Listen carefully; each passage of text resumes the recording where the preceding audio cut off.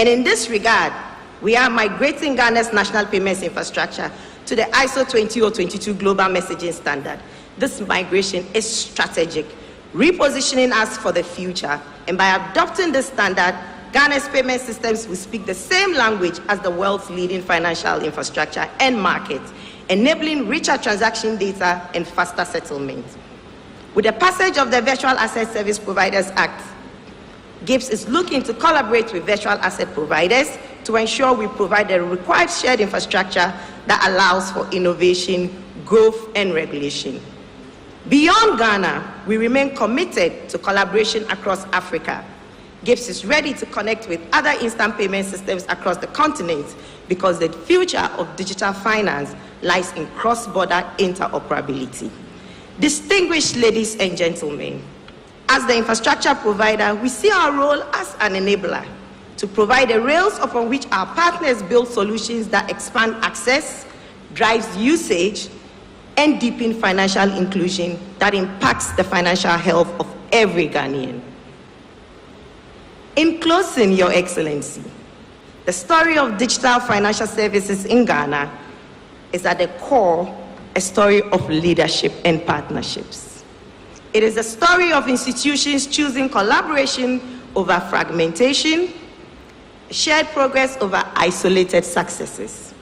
This approach has transformed our payment ecosystem, delivering faster transactions, broader access, lower costs, and stronger trust across the industry. GIBS remain committed to deepening these partnerships, working closely with regulators, financial institutions, and fintechs to continue enabling innovation and growth. To conclude, it is always important to state, when leadership is collaborative, partnerships are intentional, digital financial services moves beyond systems and delivers real impacts. And it ensures that every Ghanaian, like the woman I mentioned in Makola, has access to financial services. And that is no longer a barrier, but it's a given. I wish us all today a successful and impactful summit. And once again, Accra to Ghana, and have a good session. Thank you very much. Ladies and gentlemen, Madam Clara B. Arthur is the CEO of the Ghana Interbank Payments and Settlements Limited. Please put your hands together one more time. Thank you for the impact of partner leadership in the future of digital finance. As a matter of fact, this lays the foundation for our next keynote on future-ready fintech, lessons from Africa and Asia. But the Vice President has to take leave of us, so we'll jump straight to her keynote. Oh, Madam. Ladies and gentlemen, with joy in our hearts, let's please make welcome the gift of the occasion, the Vice President of the Republic, as she delivers the final keynote on shaping Africa's integrated digital economy.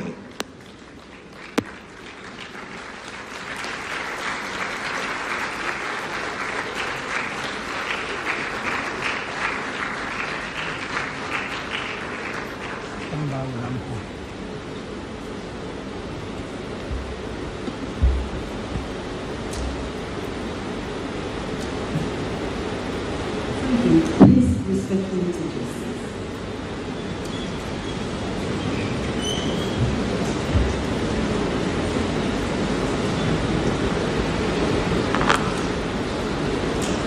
Please allow me to refer to the protocol established and to say good morning to everyone. Good morning. Thank you very much.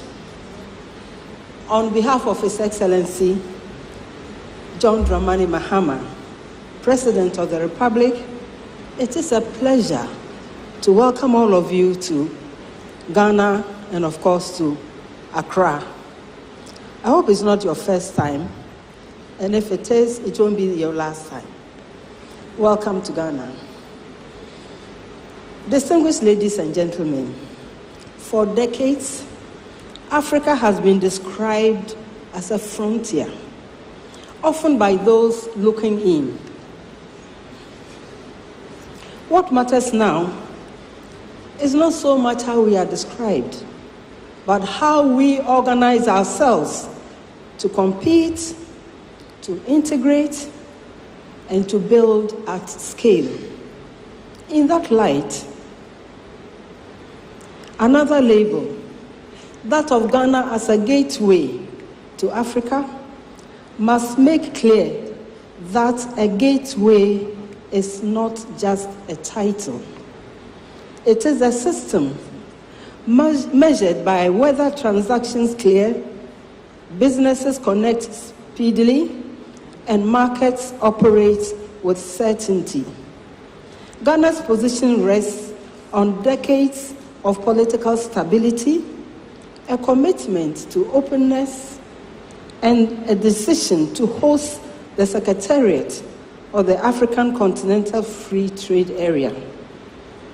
Today, it is not only about proximity to ports or the volume of goods that pass through them, but also who builds the rails, sets the rules, and can sustain confidence in an evolving economy. It was Dr. Kwame Nkrumah who reminded us that Ghana's independence must be linked to the total liberation of Africa. It is still valid. Economic sovereignty now also depends on integration, particularly digital integration, because this is where value is created, exchanged, and controlled. From traders to smallholder farmers to software engineers, participation increasingly depends on the ability to transact, be identified, and operate across borders. Africa has already demonstrated her capacity to leapfrog legacy systems. Mobile money, digital identity, and financial technology have shown what is possible. The task is to move from pockets of progress to continental scale. And the integration of our digital economies requires these four things: payment, identity, regulation, and of course, infrastructure. First, payments.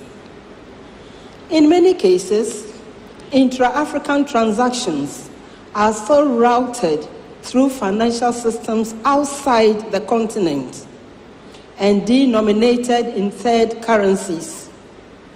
This adds costs and delays and undermines the very idea of a single African market.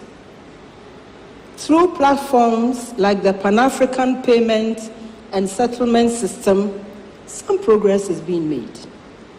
The AfCFTA Digital Trade Protocol, adopted by the African Union, assembled in 2024, provides a framework to reduce this friction through mobile money interoperability, cross-border electronic processes, and integration with regional settlement systems.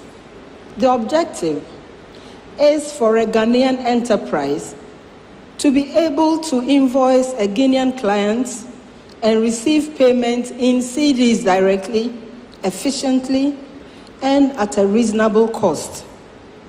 Second, identity. No digital economy can function without trust, and trust begins with identity. Today, large numbers of Africans remain without verifiable digital identities.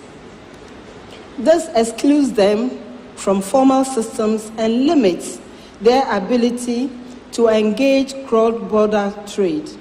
Interoperable identity systems are therefore essential to unlock participation at scale. Third, regulation. Integration does not require identical laws across all countries, but it does require compatibility. Fragmented regulatory environments increase the cost of doing business and discourage innovation. The Digital Trade Protocol provides a basis for alignment. But this work must be carried forward with discipline. Regulatory sandboxes, shared standards, and practical coordination between jurisdictions will make integration real. Fourth, infrastructure. None of these ambitions can be sustained without the underlying capability. Too many Africans remain offline due to cost, coverage gaps, and skills gaps. Africa also represents a small share of global data center capacity. This has implications not only for performance, but also for sovereignty. If our data is stored and processed elsewhere, then even when we participate, we lack control. Investment in broadband, cloud infrastructure, and digital systems must therefore accompany regulatory and policy alignment. Distinguished guests, without disregarding the challenges before us, we must still seize the opportunities. Africa is the youngest continent in terms of population, and technology adoption is accelerating. The next phase of global digital growth must be shaped in emerging markets. Africa is well positioned to play a defining role, particularly in cross-border trade and in applying technology to agriculture, health, education, and public services. Ghana stands ready to contribute to this effort to ensure that integration is not only discussed in Accra, but also demonstrated everywhere. And I believe you agree to that one. Thank you very much. To that end, allow me to announce a concrete step. Ghana will work with everyone, Rwanda, Zambia, and other partners, to pilot a continental digital trade corridor.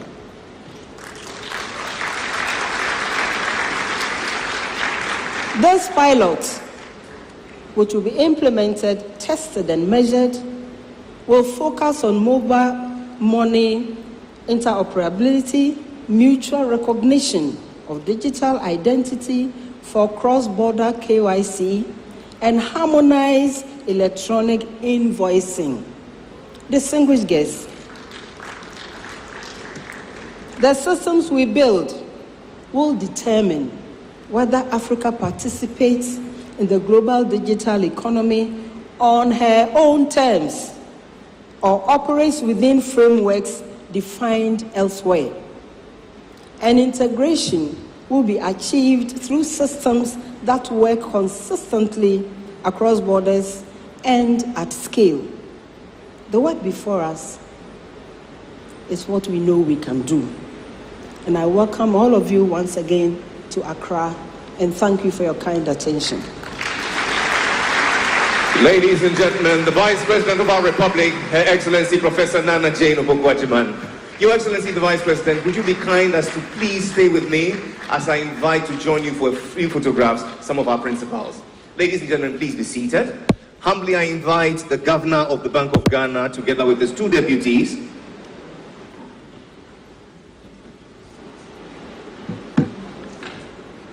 Followed by the CEO of Gibbs, and then our partner all the way from Singapore,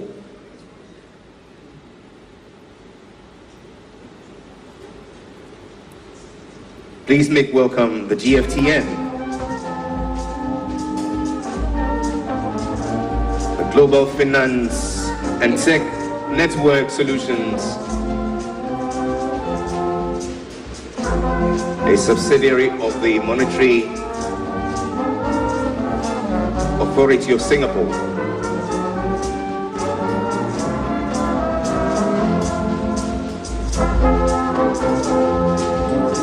The second photo would include all governors and deputy governors of sister African countries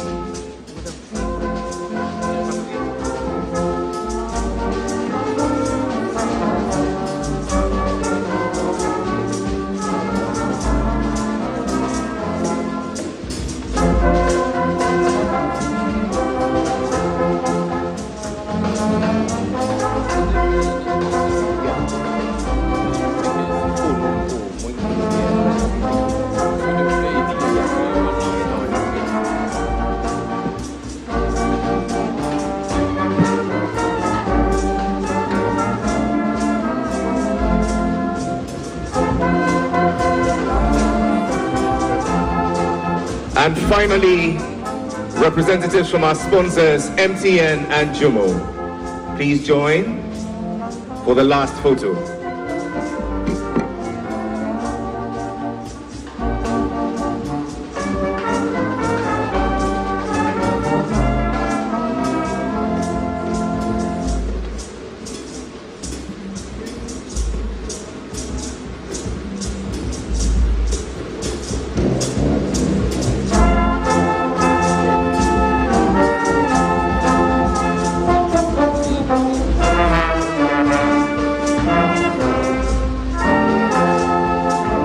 We shall have a final photo later on with all our sponsors. But for now, I ask that we all rise as we observe the national anthem of the Republic of Ghana and see the Vice President of our Republic off.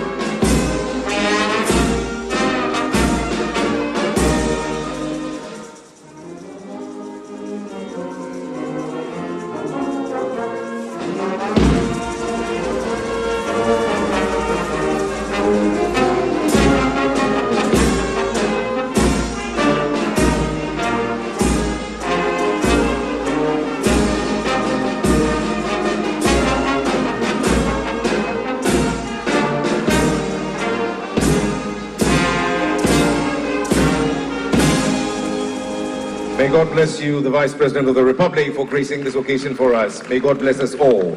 Please remain standing as the Vice President and her party take leave of us, after which we shall continue with the rest of the program. Ghana Police Band, we're all yours.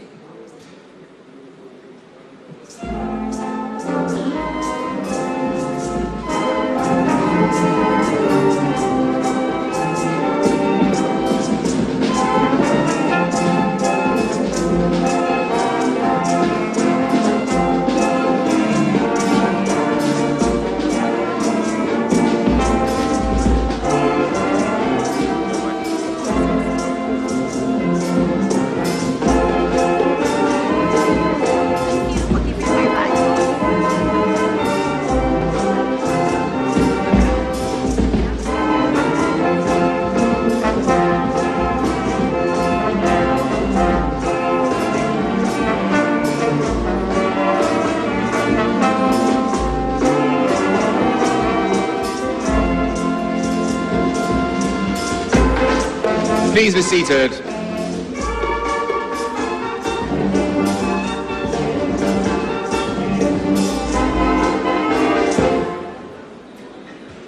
Excellencies, ladies and gentlemen, thank you very much for being with us for the first part of the opening ceremony. We'll still continue. Just gone by was the Vice President of our Republic, together with the Governor of the Bank of Ghana and the CEO of Gibbs, laying the foundation on the theme that we're reflecting on today. It now falls to our partner. I'm talking about, all the way from Singapore, the Global Finance and Tech Network Solutions, to also lay another foundation to our reflection today. Would you please make welcome to speak to us the CEO of this great organization, yours and mine. Okay, she'll join us shortly. Right after this keynote, we shall have a fireside chat with our partner MTN. It will be virtual on the screen, and thereafter we shall have a panel discussion bordering strongly on the theme that we're reflecting on today. Thereafter we shall break for coffee and tea, and when we do come back, we shall be shown our respective breakout sessions. Today we have 3 breakout sessions which will be running concurrently, and our ushers are on hand to assist you to your relevant stations. Ladies and gentlemen, there's enough to keep us engaged for a full day, and I pray that we all commit our attention to make sure that we achieve the objectives we've set out to.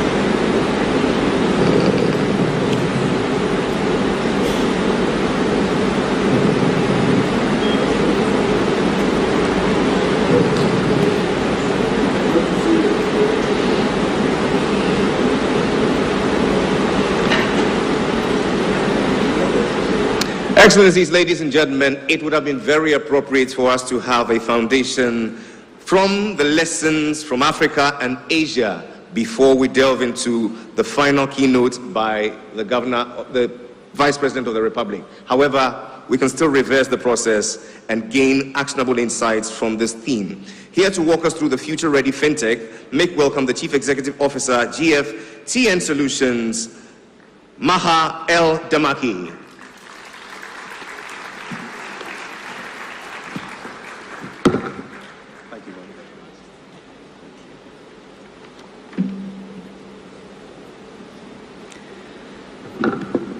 Honourable Governor of the Bank of Ghana, our gracious host. Honourable Central Bank Governors, Deputy Governors, CEOs and distinguished guests, ladies and gentlemen, good morning. It's a real pleasure to be here in Ghana with all of you for what is bound to be a very productive 3 days full of insights, intelligent conversations and discussions that can move the African continent forward when it comes to the 3 I's: innovation, investment and impact. There is another I that I would quite like to add actually here, and that is implementation. And we heard about it already in the previous speeches. Something that we are hearing is needed in this new age of new innovative technologies descending upon us at a pace and a speed we haven't seen before, and potentially, having the ability to rewire how we live our lives.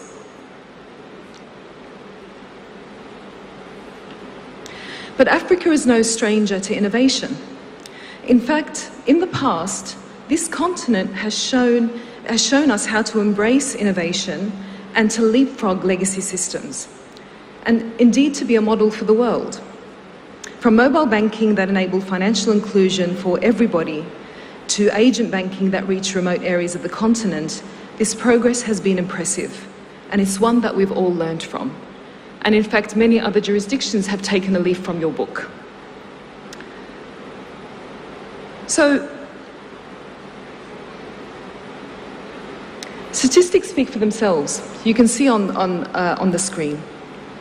66% of global mobile money transaction value is from Africa.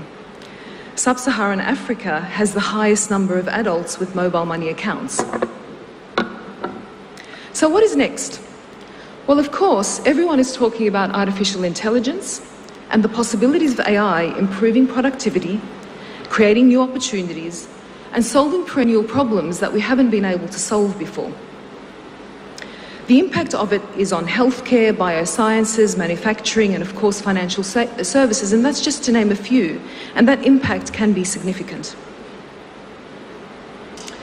So for Africa, and according to the African Development Bank, this could be a $1 trillion opportunity in 2035, and that is increase in GDP.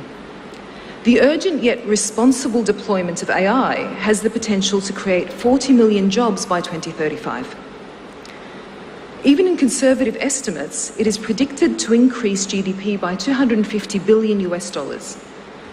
This is a significant opportunity that cannot be missed and certainly cannot be ignored. The good news, though, is that the continent is already seeing developments that are making an impact using AI technologies. Here in Ghana, companies are building facial recognition software that can support digital identity, but using more diverse data sets, and therefore it's much more appropriate, to the context, adapting to local requirements. Also, AI in Ghana has been used in payments to improve access and services. It's been used across the economy, in fact, in areas of farming, pharmaceuticals, and other industries. And it's not just the case in Ghana. It's actually the case across the continent. Many governments are setting their AI strategy for their countries, and there are many cases across various industries, and indeed in financial services we are seeing a lot of use cases using AI technologies, where we see applications that enhance the user experience and reduce costs, such as chatbots for customer service, or those that reach wider markets in investments and savings, such as robo-advice, or lending and credit facilities for a wider market, a wider target market, such as AI for better credit scoring, where you could use more diverse data sets and reach more target markets such as the informal sector and MSMEs. Or indeed applications that enhance the integrity of the financial system and protect consumers, such as in the areas of fraud detection, compliance and risk management. All these and more make services better and more accessible, and they build on what digital infrastructure there is today. So this is the good news, but there is more to be done. And here are some interesting data points. The Oxford Government AI Readiness Index suggests in 2025, Sub-Saharan Africa had the lowest average digital skills score. North Africa and Middle East were one cluster on the index, and they were tracking against world average, around 40% or so. But let's be clear, this is not the entire story. The development of AI is indeed uneven across the continent. There are some excellent forward-looking initiatives across the continent that I've spoken about and that you've heard about through the earlier speeches. But many still grapple with infrastructure, with governance and with skills shortage. And I believe, even though there's a lot to be done, I believe that this is the opportunity for Africa to take a leaf from its past and act today, and this can be done in a few ways. First, and by the way, all of these are interconnected, they go hand in hand. First, policy and regulation to support new technologies. How is the regulatory environment supporting financial innovation ambitions? How are you supporting firms wanting to innovate? Is regulation an enabler or a blocker? And how can innovation support the right use cases, knowing that there are risks and we need to balance the risks and innovation? Innovation has to be balanced with risk management, and that is the role, the difficult role, I should say, of regulators around the world, not just in Africa. There are different tools to support this. And in fact, the Fintech Foundation, led by Chris Brummer, CEO, who's here out of Washington, DC, identified that there isn't a benchmark to assess the regulatory readiness for financial innovation across various jurisdictions. And so they're taking the lead, and GFTN partnering with them on developing the Fintech Regulatory Futures Index this year. You'll hear more about it throughout the conference and hopefully throughout the year. And that's just one tool. Each jurisdiction can conduct its gap analysis against international benchmarks, against its peer jurisdictions, or indeed against its own ambitions. And that way it can create a roadmap for how innovation can be embraced in the right way and for the context of that jurisdiction. Second, infrastructure and experimentation. Unlocking the potential of a technology that is moving rapidly, it comes with risks, but it has tremendous benefits, needs the right infrastructure. And I'm not just talking about hardware, software, data centers. These are very important. But also the governance frameworks, the risk management frameworks, the public-private partnerships, and the experimental test beds and sandboxes that can allow for experimenting to uncover these risks. They're novel risks, so trying to understand what they are, but in a safe environment. But also innovation hubs, incubators, accelerators, all to encourage responsible development, yet at pace. And then the third is very important. It's upskilling and capacity building, from creating talent pipelines to institutional knowledge and skills. Capacity building has to go hand in hand with any strategy for financial innovation. And in the case of AI, understanding what these models' strengths and weaknesses are, what they can and cannot do, and what are the trade-offs that come with the various models. All this is critical for us to ensure that we know when we need to make the decision and not the machine, that we understand the role of AI agents, that we understand when the machine is hallucinating. And these are just a few of the problems that we need to look out for. Also, we are the domain experts, and no model comes with domain expertise inherent in it. And so the AI can only work if it is combined with domain expertise. So if we take all of these, and all of these three points together, we can cut through the hype, and we can confidently engage with the technology because we know that we are in control. So this is the continent's moment to innovate, to invest, and to make an impact by implementation.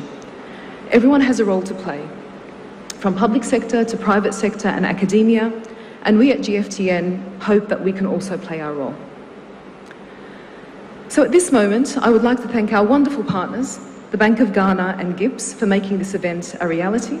We're proud to be partners with you. Let us use this opportunity for all of us coming together, and let us collaborate with each other to turn these insights into action, into execution, thus delivering the 3 I's: innovation, investment and impact, and let's not forget the 4th I, implementation. I look forward to being part of these discussions, and I wish you all a very successful conference. Thank you.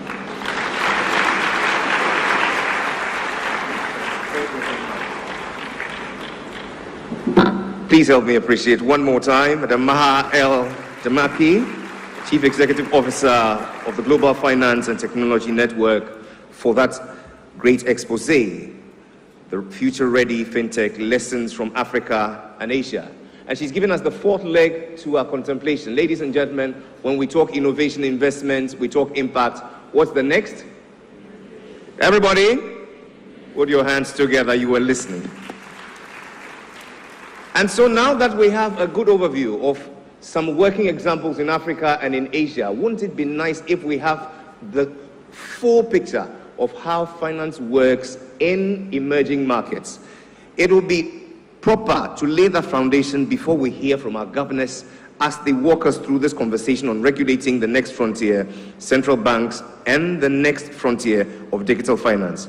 And so for 11 minutes, please, let's watch this fireside chat, the future of digital finance in emerging markets. It's a conversation with the CEO of MTN Group, Mr. Ralph Mupita. Please lend your attention to the screens.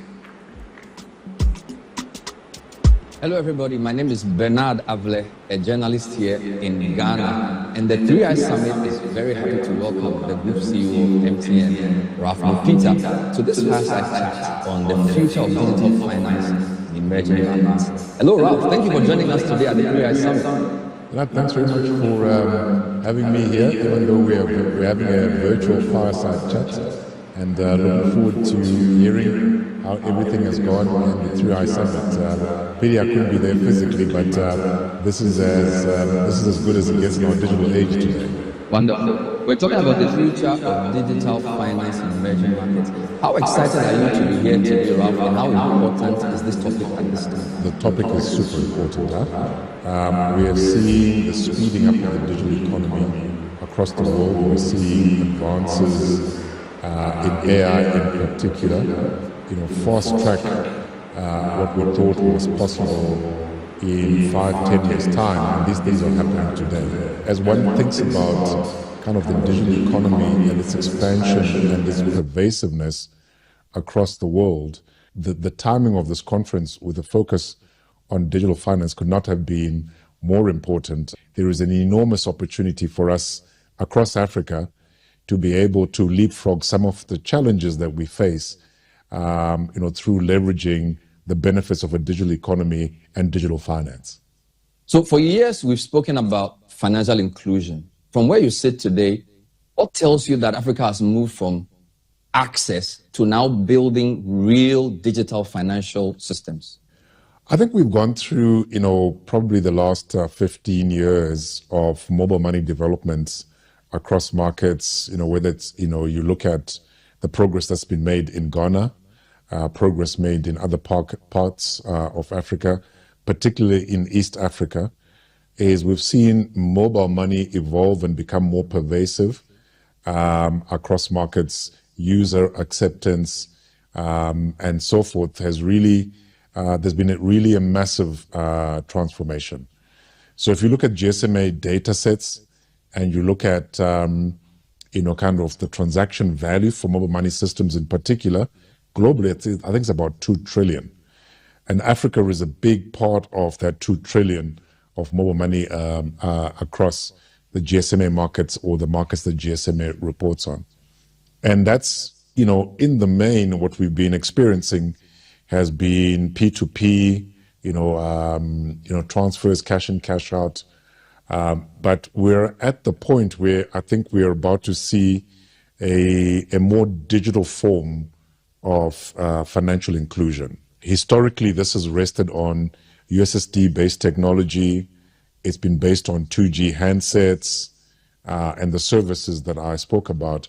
But I think as you look forward, we're in the middle of a transformation for digital finance that's happening right now. I think we're going to find that this digital finance will happen on smartphones, not 2G phones. We're going to have a much more appified experience, so much more app-based digital finance as opposed to USSD. I think you're going to see more nano lending or so-called bank tech. You're going to see more remittance. You're going to see more payments. You're going to see stable coins being part, or crypto being part of the ecosystem. So we're at a point of transitioning from mobile money system to true digital finance. And I think it's going to be very exciting, and it's going to be a powerful accelerant for growth for African markets. So you've just described the way digital platforms are now deeply embedded in financial services. But from your experience, what is it that the telecom-led platforms bring, particularly the traditional financial models struggle to deliver? I think the traditional financial models struggle in a couple of domains. I think the first is the capillarity of the business models of traditional finance, the ability to get to the end user at a cost to serve that is, affordable to the user. We're talking about, $1 to $2.50 average revenue per user across the African markets that firms like such as ourselves can make. Now, the traditional banks and insurers would not have had the capacity to get so close to the customer. So the leveraging of the distribution and other systems that telcos have, I think, has enabled to create reach and access, the point that you raised right up front. And I think that's going to be super exciting because I think it will really fully democratize finance, number one. And I think it becomes an accelerant for economic growth. You are bringing people into the ecosystem to participate in the economy more formally, and the transactions you can see, what's possible. And I often make reference to India as a very interesting market to see the power of the digital economy to drive an economy forward. And I think we have across our African markets a similar opportunity to really accelerate growth, particularly with the youth bulge that we're seeing over the next 2 to 3 decades, where the bulk of the workforce from the world or for the world will actually come out of Africa. And digital finance has a big role to play there. Ghana has taken some important policy decisions recently, and I know you were in Ghana, I think it was in March, and I know you love Ghana. But from an operator's perspective, what do you need to see from regulators to encourage long-term digital finance investment? I think the first thing is we need regulatory certainty, an environment where the regulations are clear and they're forward-looking. The regulatory developments, will obviously focus on the prudential requirements, the capital requirements for driving finance forward. But I think they need to be equally matched by protecting the consumer. I think we need to enhance trust in the system, but there's a global phenomena that we're dealing with right now around, fraud and scams and the need to protect consumers. So I think all of that as an ecosystem is required to really enable a very vibrant and very responsible acceleration of digital finance across our markets. And Ralph, the 3i Summit has people from dozens of African countries. Cross-border payments, big topic, regional trade all the time. What would really need to change for Africa to move from national success stories to truly regional digital finance? I have a vision, and I'm sure that vision is not too far into the future, which says that digital economy and digital finance is what will truly democratize and remove the physical boundaries that we have across our African markets. If you think about, cross-border payments, you often have to think about how do you convert local currencies into hard currencies like US dollars, etc., to have a transaction. We must envisage and enable a world where, a lot of the work that has been done around thinking about ease of e-commerce, ease of transactions more globally. And I know that the Africa Exim Bank and other institutions have done a lot of work to really pioneer kind of, payments across Africa at almost a frictionless and at scale with limited friction. So I think that world is upon us right now.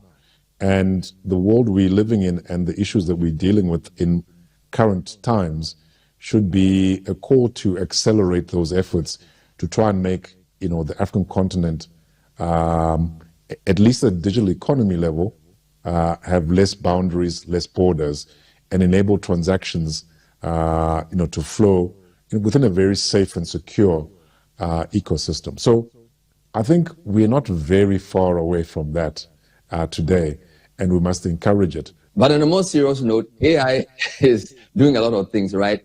Fraud detection, AI is being used for this, credit scoring, customer management. From your perspective, Ralph, where can AI make the biggest positive difference in digital finance in emerging markets, and what responsibilities come with such power?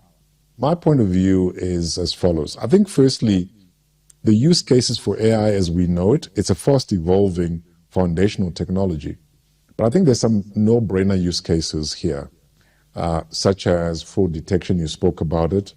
This is about inspiring trust into the system and so forth. And I think there are going to be new use cases that will emerge, over time as the technology advances to more powerful AI systems. There's also the use cases around customer service, and that must be done responsibly. But I think at the same time, we need to be thoughtful around the risks of AI in of itself. I think there's still human intervention required between the bookends. Digital finance must has as its foundation trust. And that trust must, survive human and AI agentic systems into the future. Finally, what's the one thing you want every leader in this room to do differently in the next year to advance digital inclusive finance? The main issue is that, the ability for digital finance and digital ecosystems to prosper and really drive socioeconomic progress is that we need to, as we're doing at the summit, is to bring our minds together around creating that balance I spoke about, around enabling innovation and protecting customers. If we can do that, I think we're going to see exponential growth and creating social conditions that will, make Africa super prosperous in the broader sense of what prosperity means. I think the message is clear. Digital finance in Africa has reached scale. The next chapter is about at least three things: resilience, trust, and of course, regional integration. And that can only be built together. Thank you, Ralph Mupita, for talking to us at the 3i Summit here in Accra, Ghana. Much appreciated. Thank you so much. And thanks for watching. My name is Bernard Avle. The 3i Summit continues.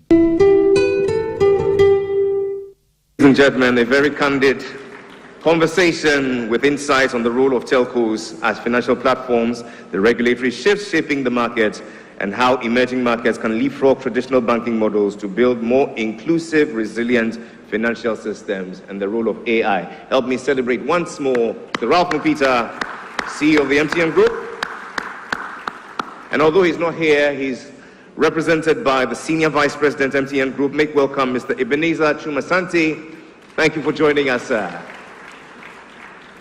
And so this sets the tone for this all-important conversation on how we can focus on regulatory frameworks, policy coordination, and institutional approaches that support innovation while ensuring stability, trust, and system resilience.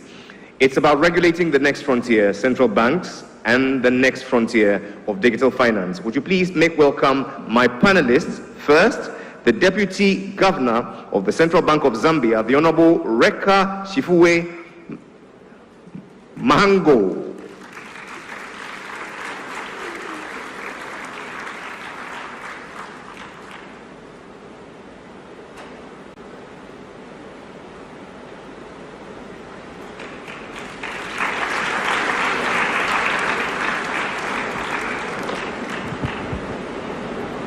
It's my pleasure to welcome our second panelist, the Deputy Governor of the Central Bank of Rwanda, the Honorable Nick Barija.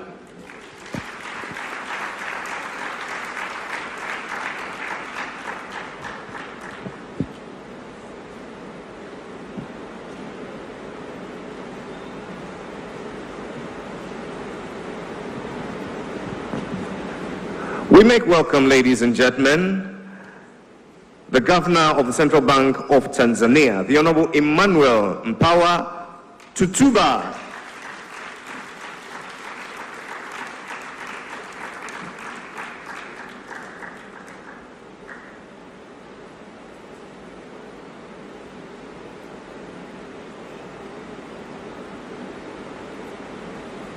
And of course, our gracious host, the Governor of the Central Bank of Ghana, Dr. Johnson Pandit Esiama.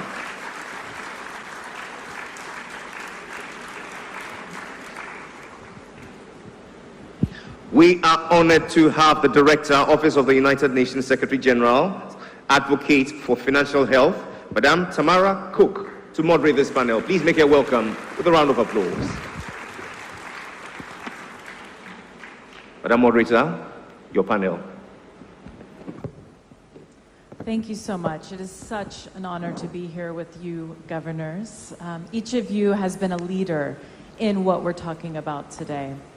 I am here on behalf of Her Majesty Queen Maxima of the Netherlands, who is not only the UN's Secretary General's Special Advocate for Financial Health, but she is also the chair of the International Advisory Board of the Global Finance Technology Network. So she's wearing several hats, and I'm here representing her. I think hopefully your team shared with you the questions. If not, we'll see what they have to say. But as we get started, I think I'd love to build on what we've heard this morning already. We've heard about a fourth I of implementation, but perhaps that third I that's here, the last I, is the most important, because we need to innovate. We need to have the investment that comes with that, and we need to implement. When we unlock innovation, as all of you have done in your countries, we see the results. When we have predictable regulation and supervision, that unlocks innovation, that also leads to investment. But all of that must be underlined by what happens at the end of the day. What is the impact on our economies? What is the impact on the families that live in our economies, on the communities that they live in? And so we saw some statistics this morning around how many people in Africa have access to formal accounts and have access to mobile money.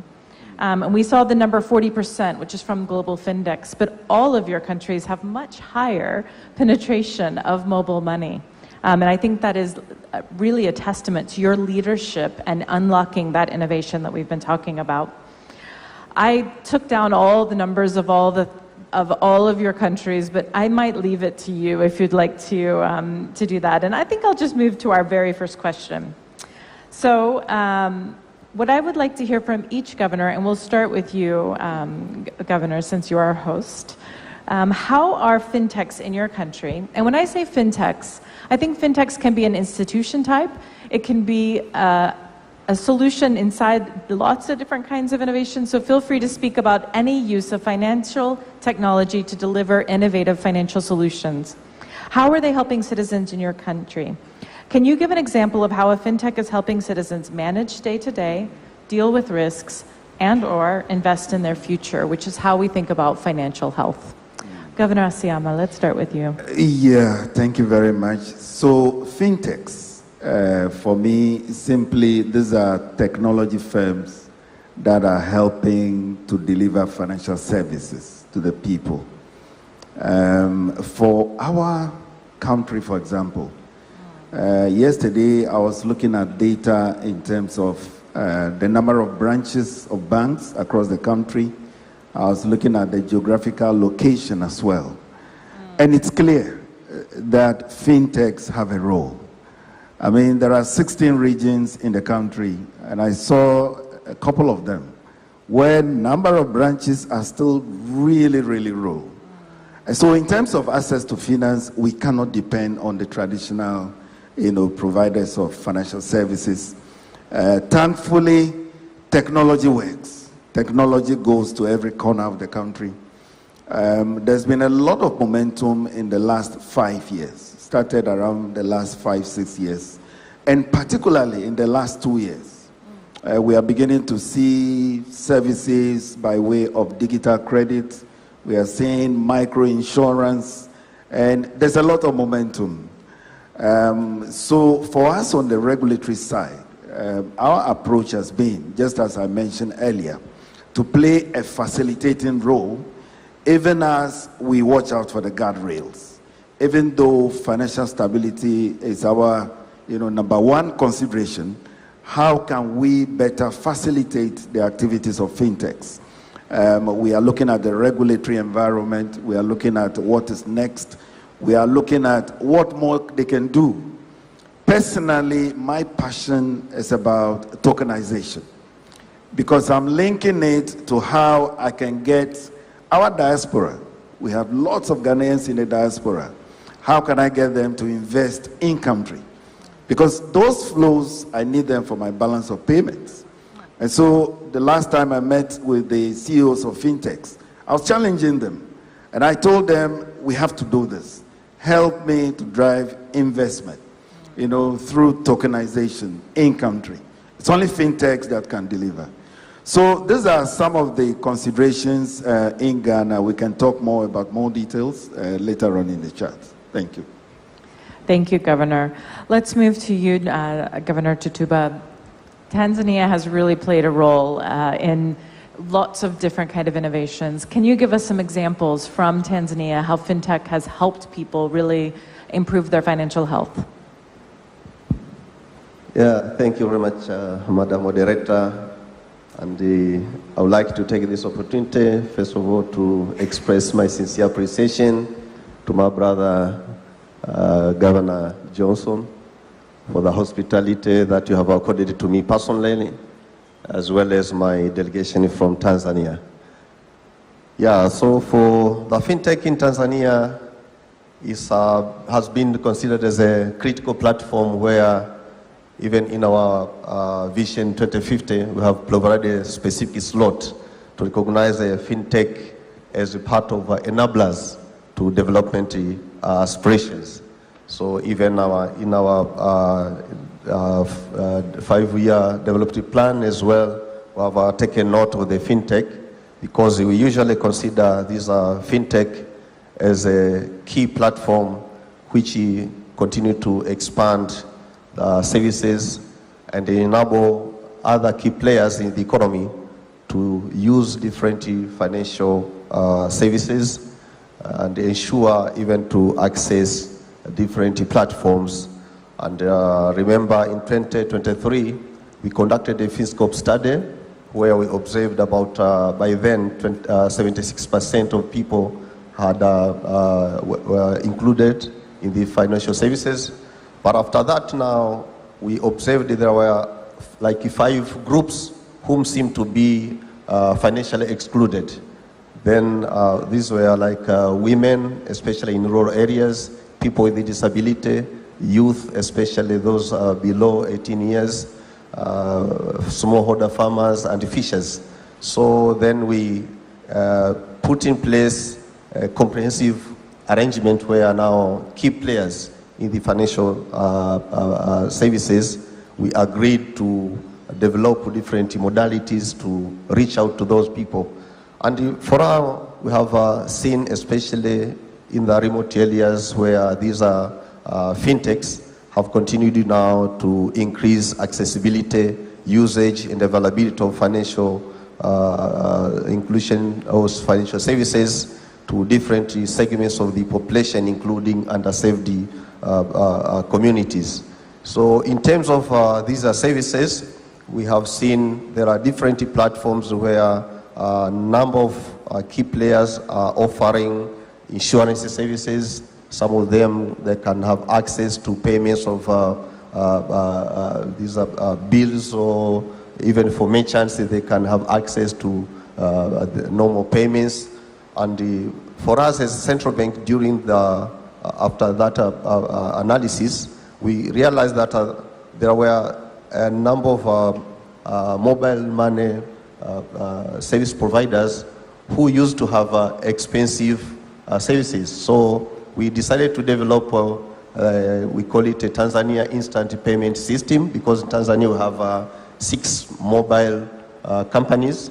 Now, cross transactions were somehow expensive, and when we developed the TIPS, we call it TIPS in abbreviation, means a Tanzania Instant Payment System. We have now enabled to lower some transaction costs, because we provide that service for free, and you can now, it can enable one service provider to reach out to another service provider by using their mobile phones without additional costs. So by doing so, currently we have now came up with a number of products. For example, we have M-Pesa, where a person can enable to transact for payments of merchant and the other normal utility bills.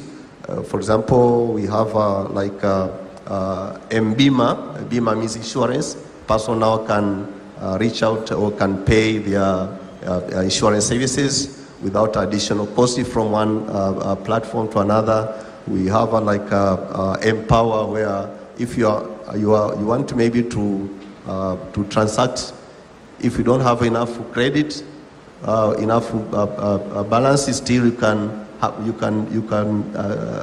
get an additional. Of course, it's in a form of credit, but you can still transact it through for particular transactions without having any challenges. We have, for example, as M-Pesa, where a person can pay normal bills without any challenge. So there are a lot of issues where we have seen fintech being able to easy and ensure all those transactions being channeled through without having any challenges. And just within 3 years, we have now seen the level of financial inclusion has gone up from 76 in 2023. As of December 2025, we have now reached the level of 83% of financial inclusion, because each key stakeholder had a number of initiatives that we agreed, all of us, even the government committed itself that they will ensure to electrify the entire country. So all the villages, Tanzania will have about 13,000 villages. So the government has already electrified all the villages. Internet connectivity has already reached all the villages. And up to this moment, I can say that we are in a good move where we have continued to embrace and ensure fintechs are being used by everyone in Tanzania. Thank you very much. Thank you, Governor. Let's move to you, Deputy Governor Barige. Give us some examples from Rwanda. What are you seeing the fintechs are doing to really help people beyond payments for these other services? Thank you. Good morning, everyone. And let me also take a moment to appreciate the Central Bank of Ghana. Governor, thank you for your leadership. From Rwanda, we appreciate the collaboration that we have with the Central Bank of Ghana.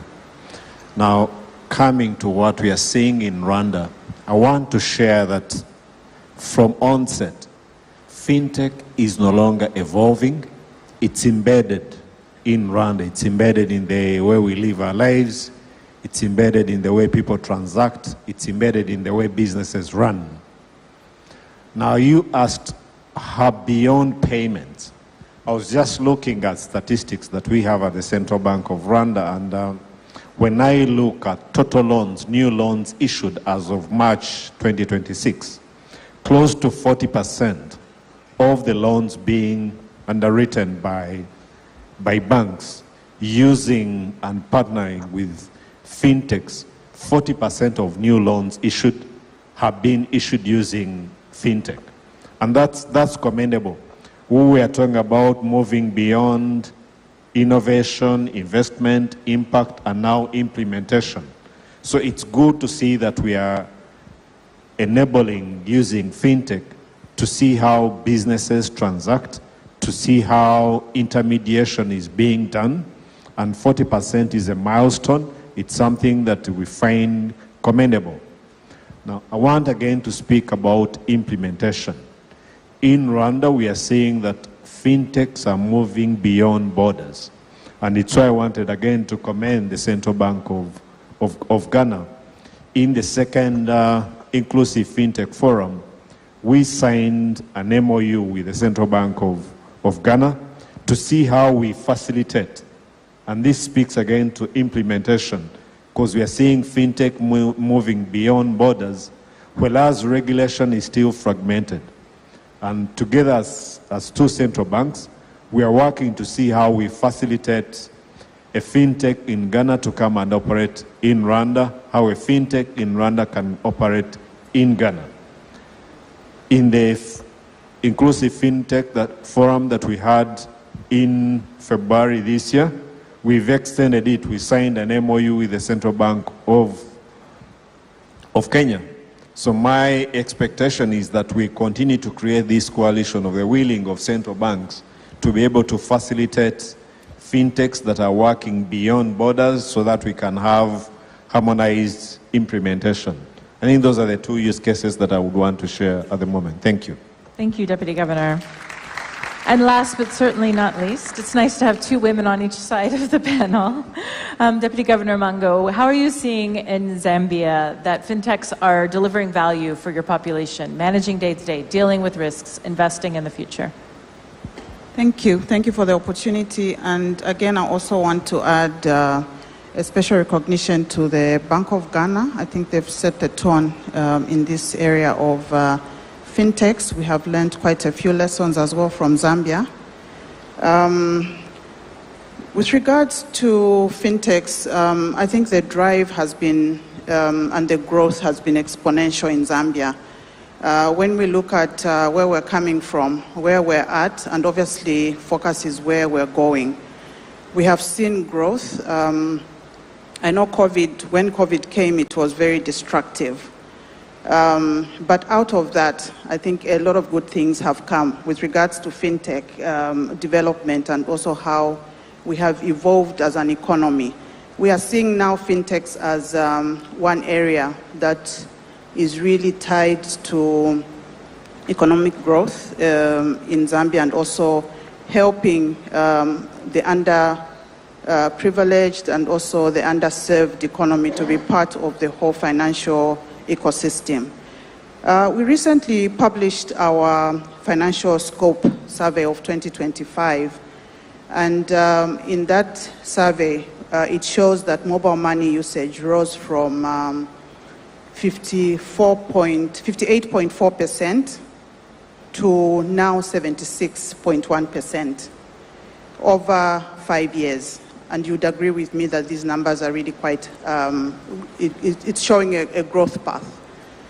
And again, between 2025 and, between 2020 and 2025, the number of active electronic wallets doubled from 8.6 to 17.2 million.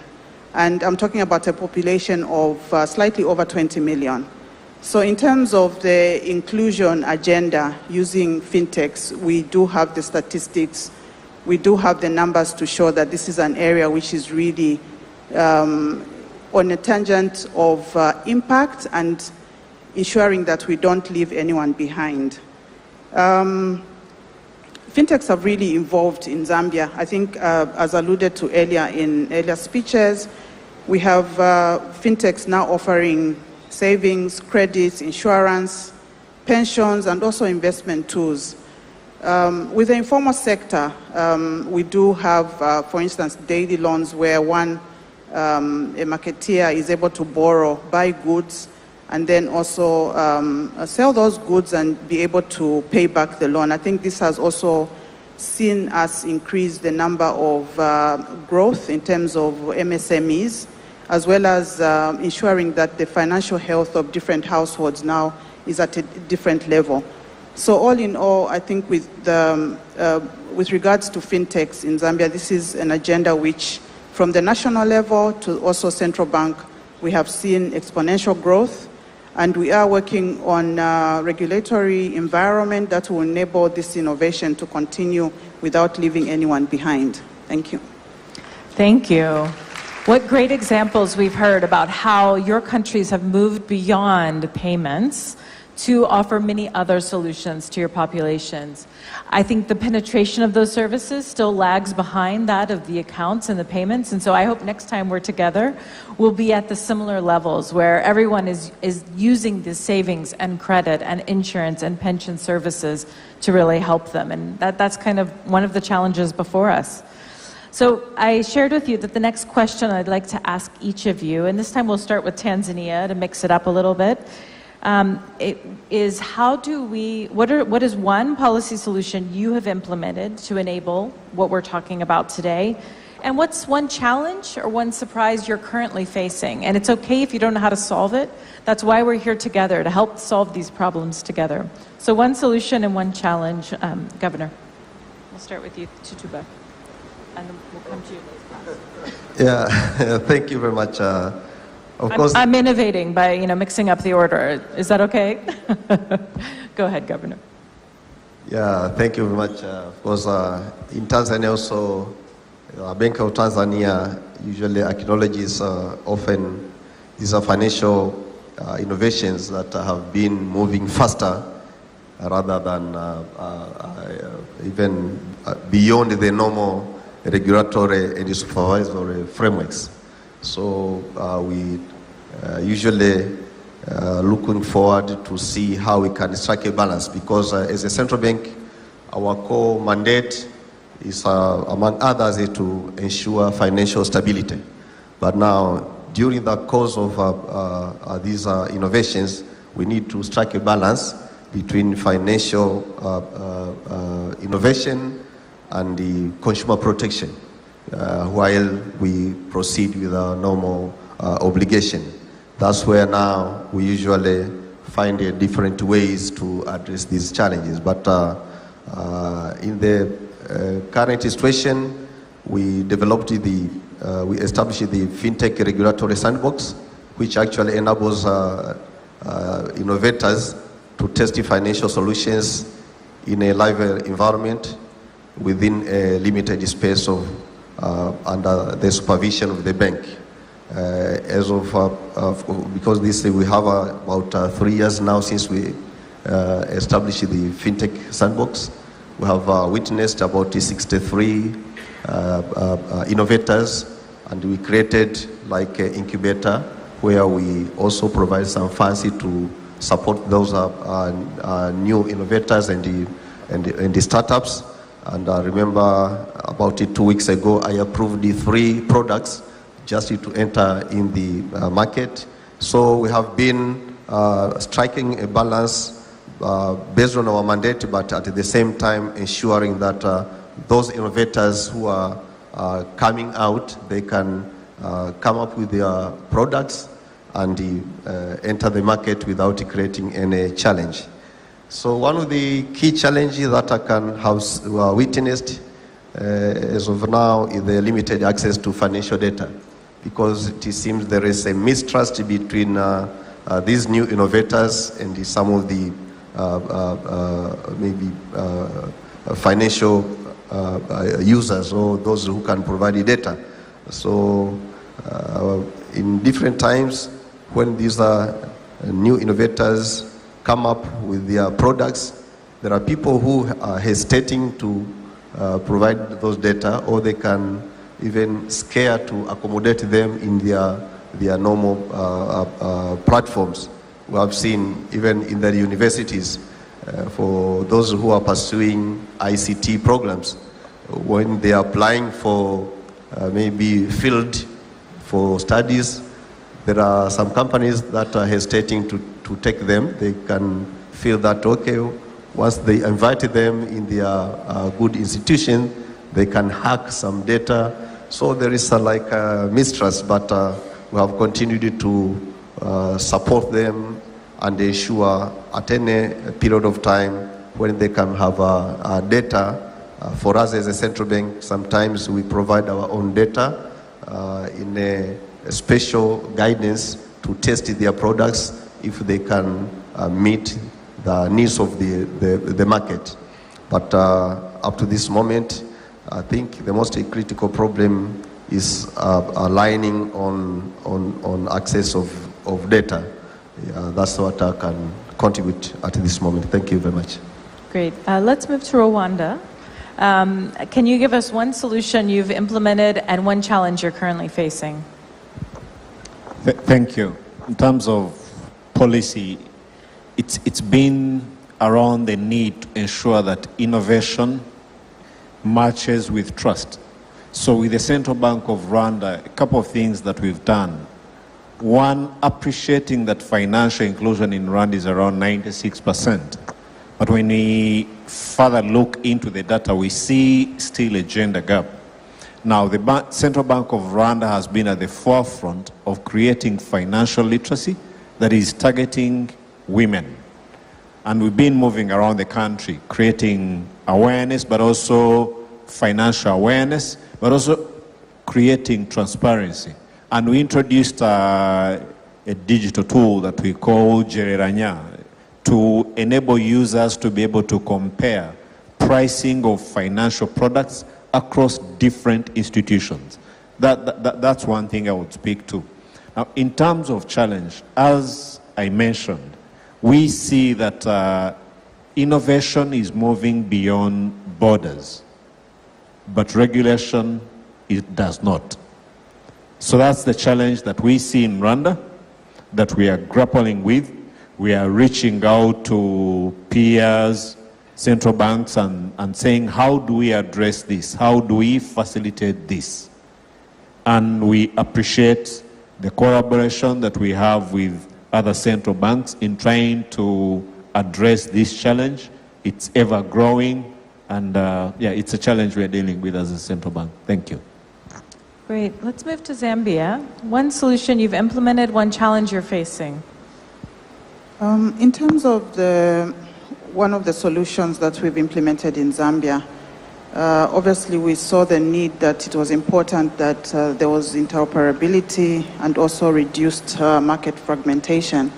I think like GIBS, Ghana, we do have our national financial switch, which is really at that level of ensuring that we have seamless payments across persons, banks, and also wallets. With this innovation, I think it has allowed the space to grow, obviously with having at the back of the mind the need for consumer protection, as well as safeguarding the other issues of cyber fraud and fraud. So this has made it very convenient for the consumer. I think we've also seen high usage in this area and the reduced usage of cash, together with other interventions in terms of digital financial services awareness that we carry out countrywide.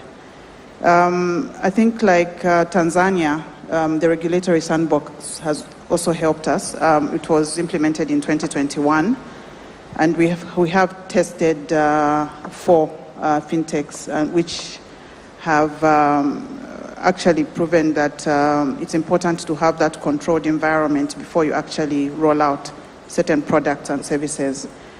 Then one of the challenges that we are currently grappling with is this, the growth in virtual assets. I know a number of our sister central banks have made headway in this area by coming up with regulation. I think this is an area where we are still at infancy.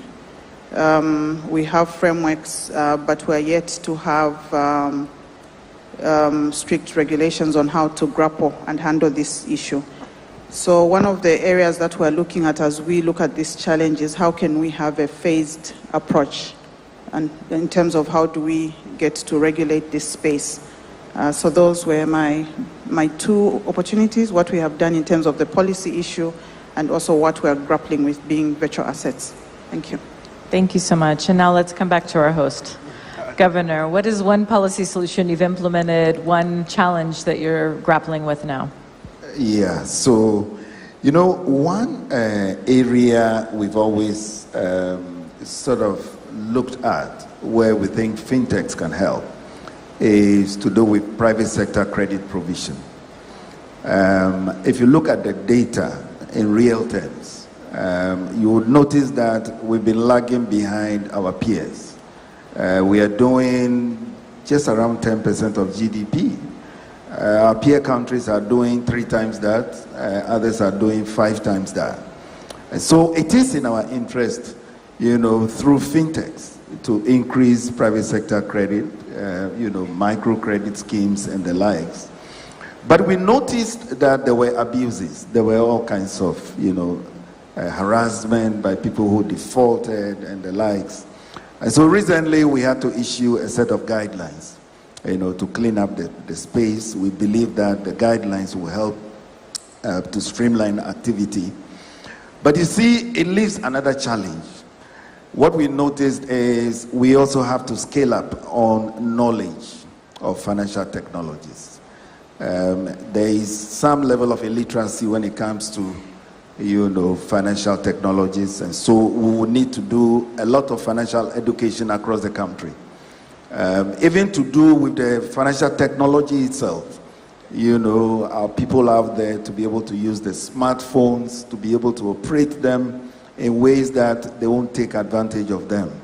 So yes, we have, you know, introduced those guidelines and directives. We expect it to work, but we've also noticed that there has to be a lot of financial education. I believe we can win that also. Sometimes I just observe our market women, you know, playing with their phones. And I'm hopeful that we can train them. We can enhance the level of literacy among the rural folk. It will go a long way to help, where young people out of school can access credit on their own. You know, they can try their hands.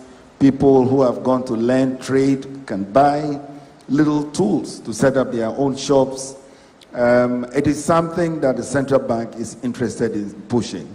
But clearly, it's emerging that we still need to address the problem on other fronts. Thank you, Governor. I feel like we could spend the rest of the day talking about the issues that all of them have brought up. Please, yes, join me in thanking for that. We've heard about price transparency. We've heard about education, digital literacy. You know, you said playing with your phones. The evidence shows that learning by doing is the best way to learn, right? So giving people opportunities to learn about finance, to learn about fintech when they need it, where they want to use it, when it's actually adding value to them. That's how you increase that literacy. You talked about stability. You know, evidence shows that when families are more financially healthy, it also increases economic stability. And so it doesn't have to be a trade-off, right? It can be mutually reinforcing. You know, the issues around frauds and scams and regulation across borders, so many different things. We've also heard so many excellent things from the opening speeches and fireside chat. So I'd love to give each of you opportunity if you would like to respond to anything any one of the other panelists said or one of the speeches this morning. I think we have a little bit of time. Does anybody want to react or respond to anything you've heard today, this morning? Go ahead, DG. I think there's something the CEO of GIPS mentioned, and Madam, it's really stuck with me. The example you gave of the woman in the marketplace.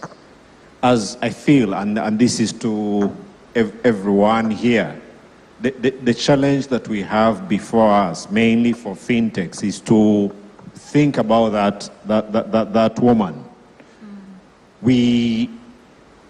I feel the focus needs to be on the value, not just the valuation of fintechs, to keep in mind households and small businesses, to say how do we create value, how do we sustain trust. I feel those are themes that are emerging here that I wanted to speak to affirm that the fintechs that are in the audience need to constantly bear that in mind. What's the need in society that we are speaking to? how do we address it in a way that it creates trust, in a way that it creates transparency, in a way that it creates impact? Thank you. Great. Anyone else? Go ahead, Governor. Yeah, thank you very much. I have taken note of the sentiments made by Her Excellency Vice President during the opening remark when she mentioned a number of key issues.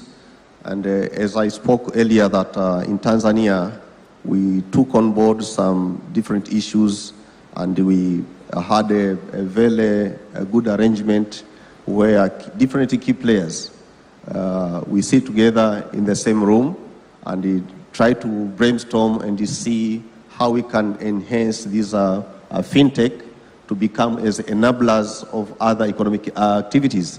And in our case, based on what Madam Vice President spoke here, was on the moment where the government and other key players can put in place good regulatory framework, and the other key players, either they can support in different ways, including the issues of infrastructure. Because for Tanzania, I saw when the government made a commitment to electrify all the villages and ensure network connectivities be available throughout the country. We have the government made a commitment, allocated resources, and has really made it. And you have seen now, that's why I said in my area discussion that just within 3 years, we have seen financial inclusion has increased by almost 7% from 76 to 83%. And all those whom we found to be financially excluded by that time, we came up with specific arrangements which now took them on board. And with the collaboration with other key players, they come up with different products that were really targeting those groups. So I hope in terms of expanding services to ensure that everyone is not left behind, we can just make it by incorporating all key players in this journey. Thank you very much. Go ahead. I think what resonated for me was the presentation by the partner from Singapore. I think there was a lot of statistics that was presented to us this morning. And it got me thinking that, yes, we are making a lot of strides. We have the right leadership, I think, in Africa to go beyond in terms of improving the financial health for the continent, for all our people. I think what also struck was the need for us to leverage on AI tools to just get that data, and from the data create or implement policies that will help us on this agenda, so that we have an inclusive without leaving anyone behind, and also just to ensure that as a continent we look from within and we connect our systems within us to ensure that even on scale in terms of costs, that is reduced as we innovate more products in the financial technology journey. Thank you. Great. Governor, any reactions? Well, listening to some of the speakers, it's clear that fintechs have a huge role to play.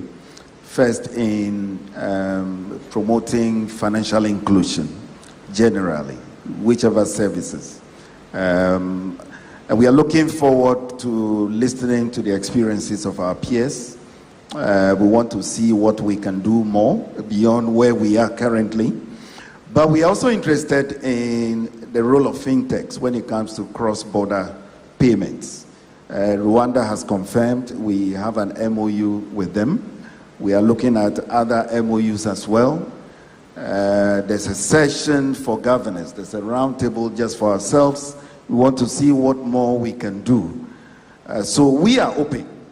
We are open. We think that through technology, through fintechs, we can achieve some of the aims, some of the things that have eluded us for so long. We can use fintechs to accelerate that. But of course, as central banks are, we cannot compromise on our financial stability goals. We'll keep our eyes on the guardrails, but at the same time, we'll work with fintechs. We'll look at our regulation. With us, I was discussing with my head of fintech the other day, and I said, you know what, I want to have a separate legislation for fintechs. You know, we regulate them currently under the Payment Systems Act, and I said, no, can I see more dynamism? Can we have a separate law just for fintechs?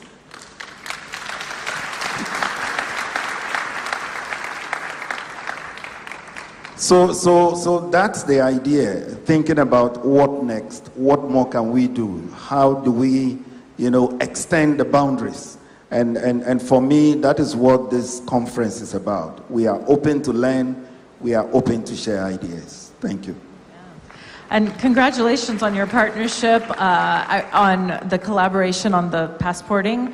Hopefully by the end of this session, we'll have more of these examples. You'll have inspired more of this kind of collaboration.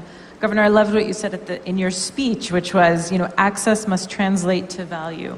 We have to make it count. And I think that conversations like this are a good example of this. Well, I think that we are running out of time. I prepared you to try to come up with a soundbite that you'd like to close with. I often find that sometimes it's nice to just have something succinct at the very end. So as you gather your thoughts to remember what your kind of last parting shot is going to be, I asked you each to think about how would you like to challenge the next generation of fintechs to deliver more value or impact, that I from the 3 I's, in your country. Let's start at the end of the row with Zambia. Inclusion gains alone are not enough, so resilience and long-term well-being must improve. I think the challenge for fintechs is to move beyond scale and speed, and also to focus more on impact and use, ultimately. Thank you. Excellent. Please, yes, I think that deserves a hand clap. Rwanda, let's hear yours. Something that the Vice President mentioned, I think the challenge is to fintechs, as you scale, it's important to recognize that trust is your most important infrastructure.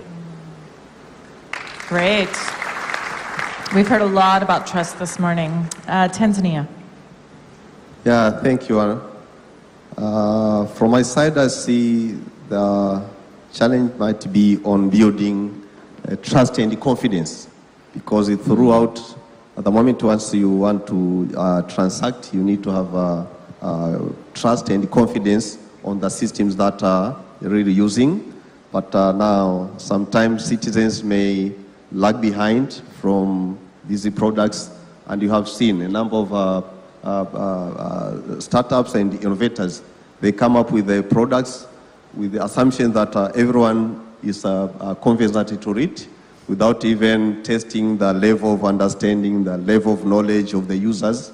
So when they are developing these products, they need also to think on the way users can have access to it, and avoid some sort of fraud and cyber risks, because for users, they may continue to hesitate and have feelings that probably they can lose their money. So the issue of trust and confidence in the products that are used to be developed, I think, is also key. Thank you. Trust and confidence. I think those are 2 important words. And finally, our host, what would you like to leave us with? Yes, so for us, it's about innovation. It's about identifying the problems we have as a country and designing solutions to these.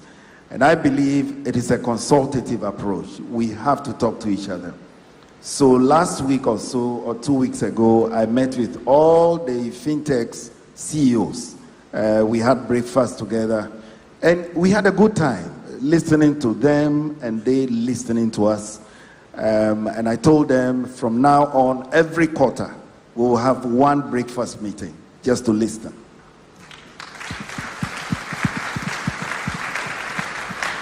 Too often I find that innovation is for innovation's sake, and what you talked about is understanding the problem first and then bringing the solutions, and I think that is so important and such an example for fintechs.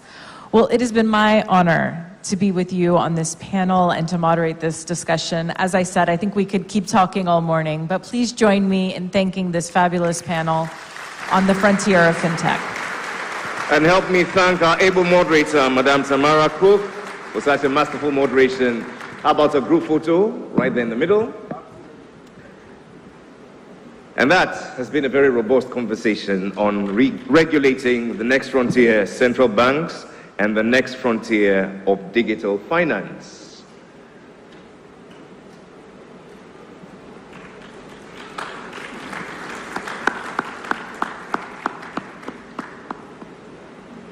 And shortly we shall have a presentation on inclusion, but before that, let's appreciate our partner, the Ghana Interbank Payment and Settlement Systems, with a video.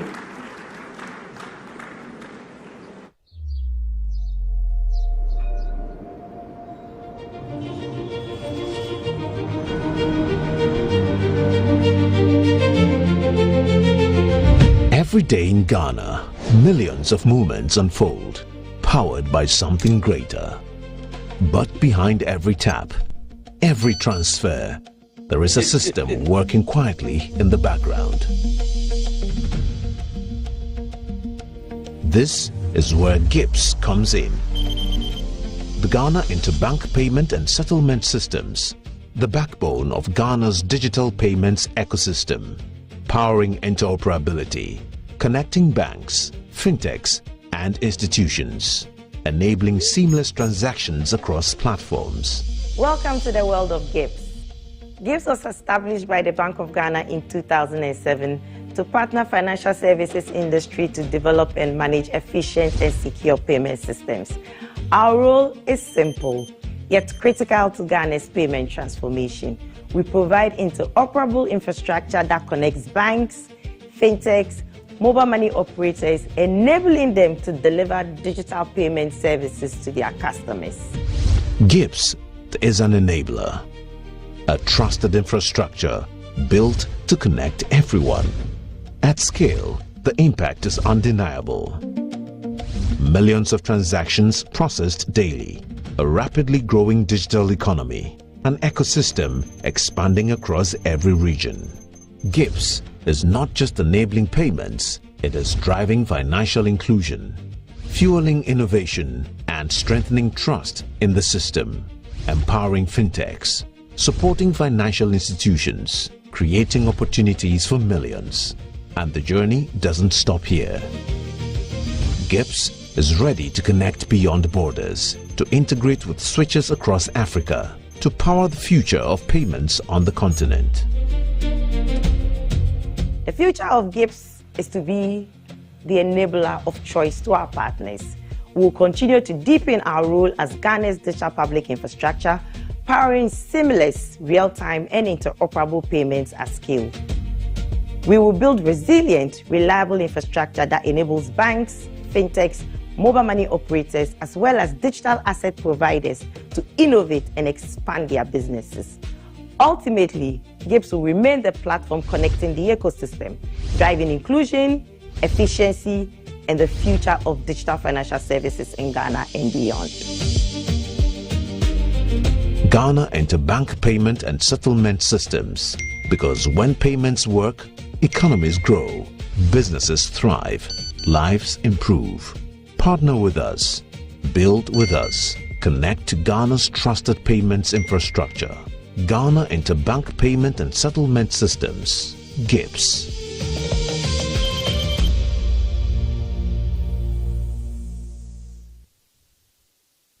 And while theirs is a beautiful mandate of implementing and managing interoperable payment systems infrastructures for banks and non-bank financial institutions in Ghana, his and that of his institution is a labor of love of doing so for the entire continent. Would you support inclusive financial access? Would you please make welcome the Group Chief Executive, Mr. Paul Welpton.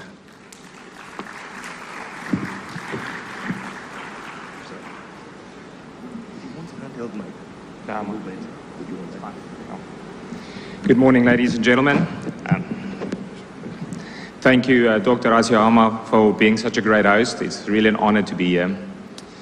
As I stand here today in front of all of these incredible industry leaders and talking about digital financial services, I can't help but go back 10 years when we came here for the first time. And I recall sitting at the Bank of Ghana with our partners, MTN and all of the banks, talking about a dream. And a dream well before the era of AI we are today. We were sitting in that room talking about machine learning and credit scoring through artificial intelligence, but it was purely that, only our hypothesis. And through collaboration, I stand here today very proud knowing that we are now in 10 countries doing $300 million a month, and that Ghana is truly the flagship that started all of that. It's that flagship that we use to show some of our other partnering countries how to do responsible digital credit finance. I think we cannot start, and I'm so glad that the Honorable Governor of Rwanda said we have to start with the customer. That is incredibly important to us. When we look at back at our journey, this is really where it all starts. So what we have on the screen here is Ms. Regina Ogu, one of our customers that has been with us for 9 years. And we see an extraordinary journey where a customer that started with small loans just as emergencies morphed into an SME, a business where she's a jewelry seller, she's employing people, and truly an SME 10 years later. And that's only possible through partnership and collaboration, and it's the core of what we do. Fintechs often get valued on how quickly they scale and growth, but I think it's important that when we work together as a team and as policymakers and partners, that we focus on our customers and the end users that we're all very passionate about. So we often hear the words, it takes a village to raise a child. There's so many of these metaphors. But for us, truly, when we look at the data of Regina, it's a story that I can't tell you how much work from everyone in this room that has to be. Without a mobile network that gives you payment rails and interoperability and the ability to disperse into a loan and collect from, that won't be possible. If you look at Regina's journey, you'll see she's been funded by 4 banks. We believe that it's impossible for one balance sheet or one funder to do that. We don't believe in disruption. We don't think it's a market you should capture, but we believe it's important to help a customer through their entire journey in open competition. If you look at the big spike on the graph here, that is when Miss Regina went through a tough time. It took her 356 days to repay her loan. But through very collaborative policy making with the Bank of Ghana, we've implemented a structure where there's no penalties and no punitive compound interest on a customer of this nature.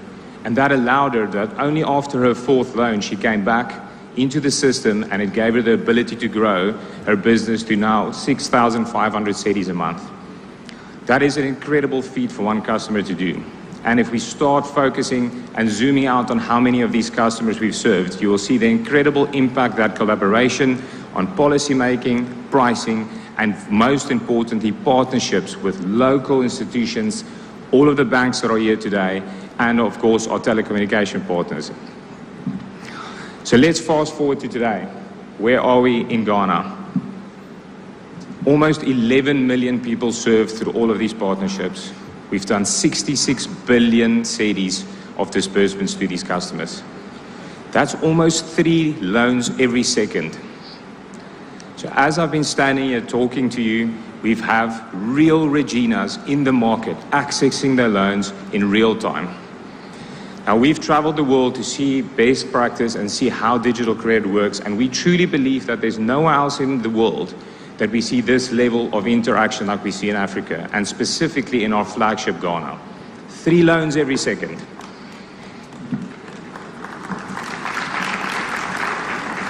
I think importantly, risk needs to be low. So even with all of that access and all of that lending going on, we see only 3% default rates.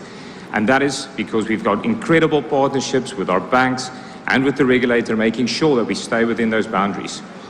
It's important that we get to as many people as possible, but we have to do that responsibility. We've spoken about education a lot today, and we feel that is the most important part of financial inclusion. I think what Regina's story showed us is that even if someone defaults on their first loan, if you treat them fairly, you don't outprice them into the market so they never return, they could come back and 9 years later be an incredible customer that all banks and funders can benefit from. So how did Ghana succeed, and why is it the flagship? It really is what our honorable host said this morning about open collaboration. We got here 10 years ago and we started the conversations with dreams and innovation. We learn from each other. But if you see and you look at this graph, it is truly the only way we get to scale as all fintechs on this beautiful continent. Of course, we will have bilateral relationships, as you can see depicted on this image. And we will have to talk commercial terms with individual partners. We get regulated by the Fintech office as a Fintech, and those are bilateral. But it is truly in the middle where we all have open dialogue about the growth and how we want to move forward, where the magic happens. And that is really the flagship hypothesis that Ghana has proven that we want to transfer to the rest of the continent.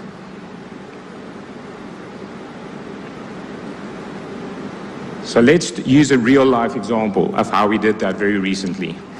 I think pricing, specifically in digital credit, has always been one of the points and most talking about points.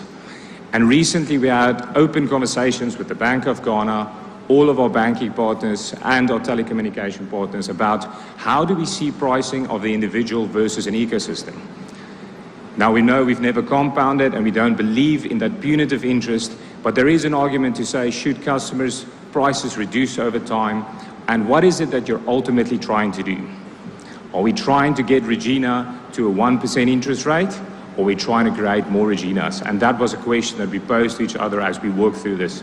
And what this example shows you is the incredible resilience of a collaborative support through very highly stressed times. As you can see there, we had almost 1 million, oh no, I've gone one too far. Apologies. As you can see there, we've gone from almost 1 million new customers onboarded every year through deep economic stress and the fluctuation of inflation and the cedi dropping to only 600,000 customers in 2022. And that's when the conversations became very critical, is to say, when liquidity dries up, how do we solve this together? That's why the multi-bank and the multi-partnership model is so important. Because we understand that there are certain players that will be in for a certain point of time, but circumstances change. Risk appetite change, and we need to make sure that at the end of the day, Regina is always protected. So we worked together with the central bank and approved 3 new products that went onto the menu through our system, and we started creating that buffer. Created excess capital that means that we can sustain the access we once gave. Because more importantly than access is the sustainability to not let that customer grow. And as you can see, as the economy started bouncing back, we've taken all of that excess capital and onboarded new banks and more funders, and we've grown that to now 2.3 million new customers included on the financial system. That is in 2025, people that have never had a loan coming on for their first loan. And they're now part of the 11 million Reginas that we've already served. And this is an incredible example of how all stakeholders in this room work together. We can move forward even through the toughest of monetary policy times.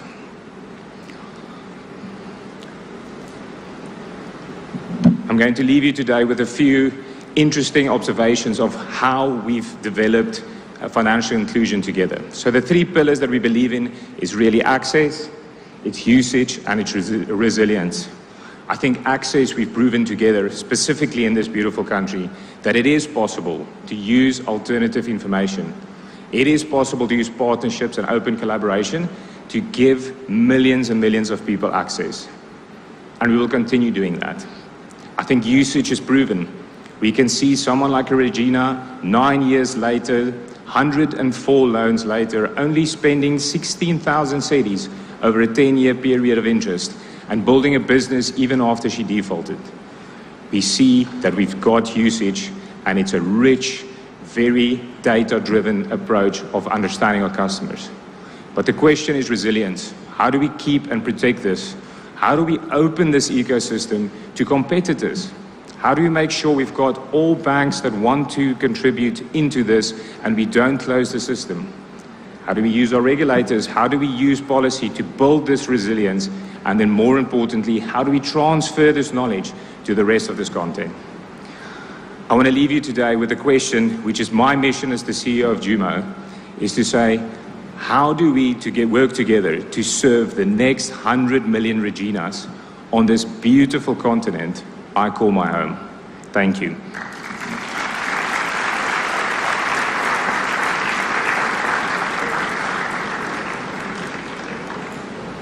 One more time, ladies and gentlemen, Mr. Paul Welton, the Group CEO of Jumo. In answer to that question, let me escalate it and say, how can we empower the 1.4 billion Africans? Is that something we're interested in doing? Then for the next few minutes, let's have an insight from the Secretary General of the Africa Continental Free Trade Area Secretariat on digital finance as an enabler of continental trade integration. Please lend your attention to the screen.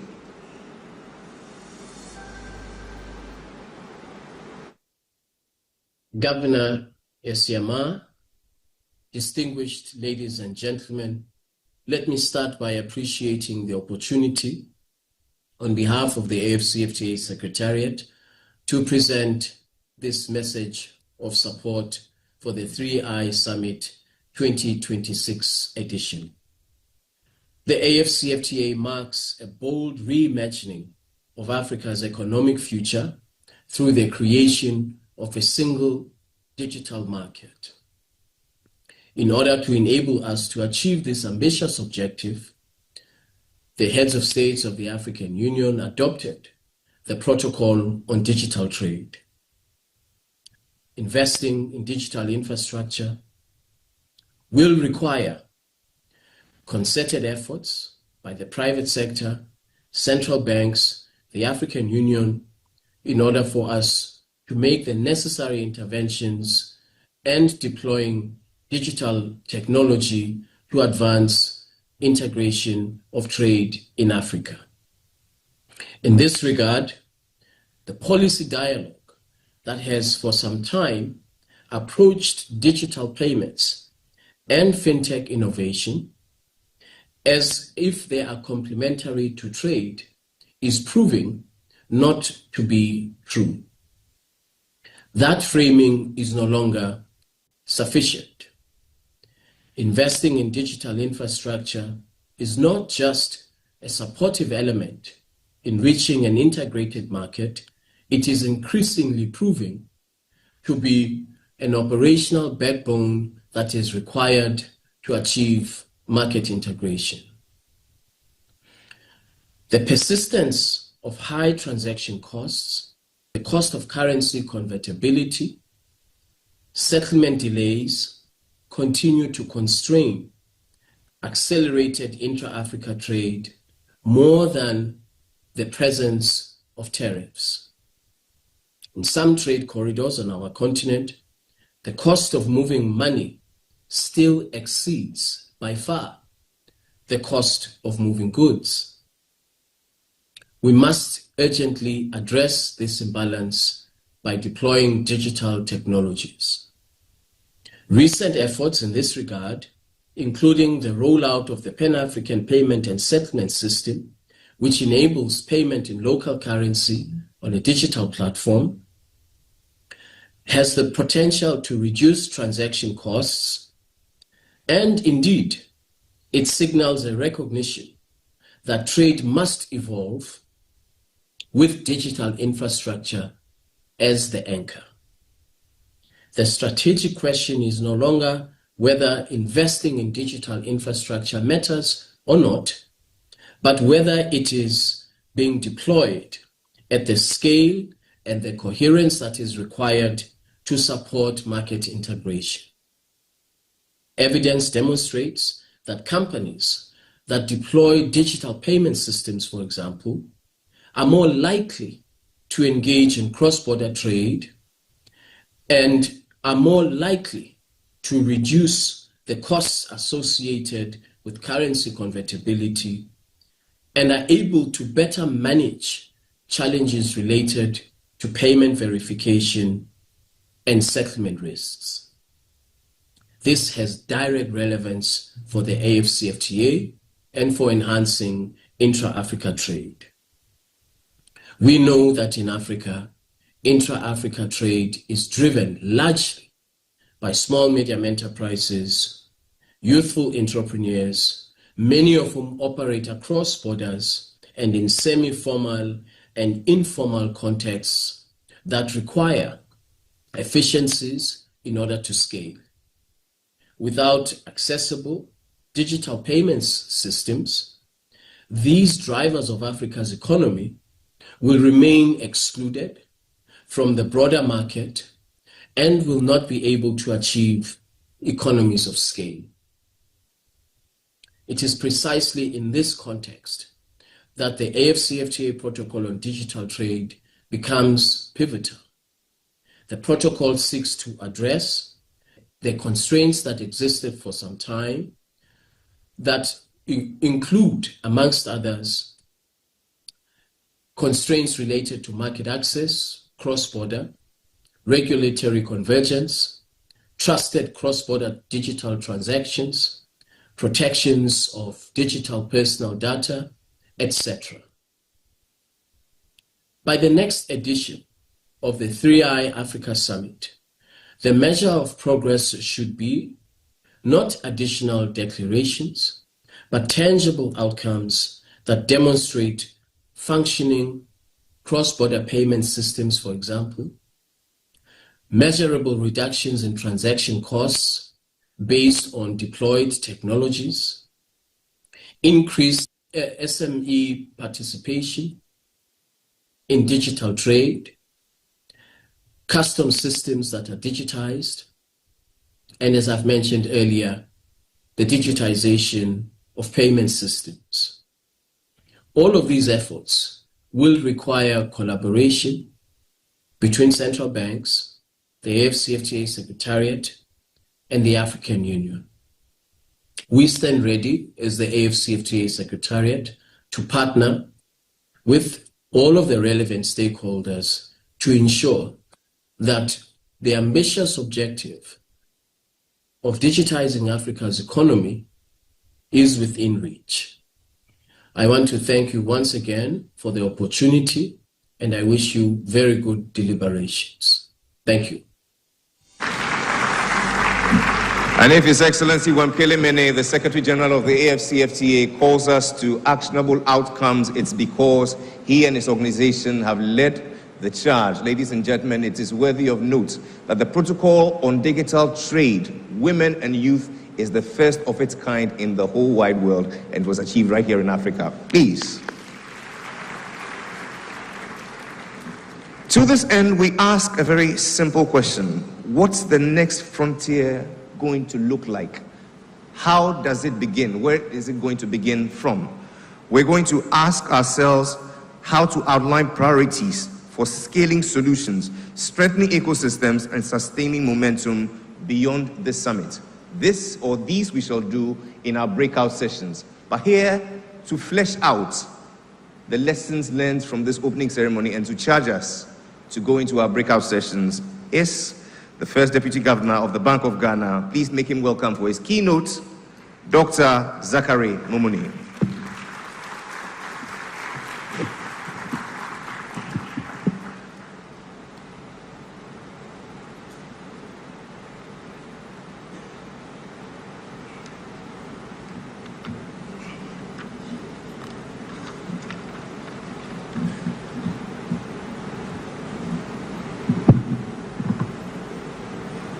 Jerry, thank you very much.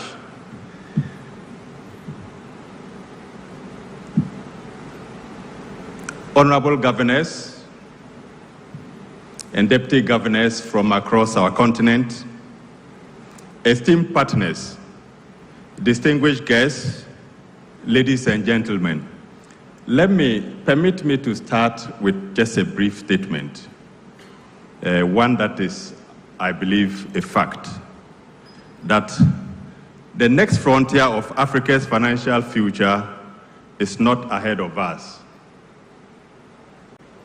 It is being decided now and in this room by the choices we make here. Good afternoon, ladies and gentlemen. Good afternoon, ladies and gentlemen. Thank you very much. It is a privilege to deliver this closing keynote under a theme that captures perhaps both agency and accountability. The next frontier begins here.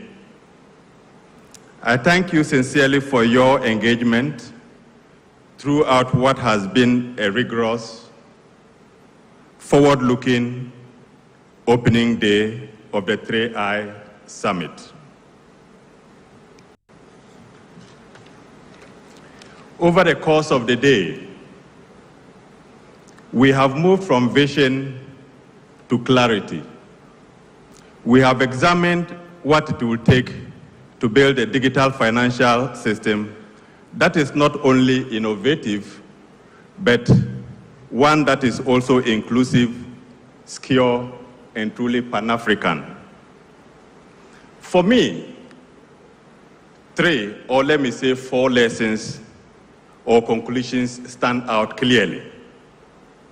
First, that Africa already has the building blocks, and we have seen this run through all the speeches and panel sessions that we have had so far.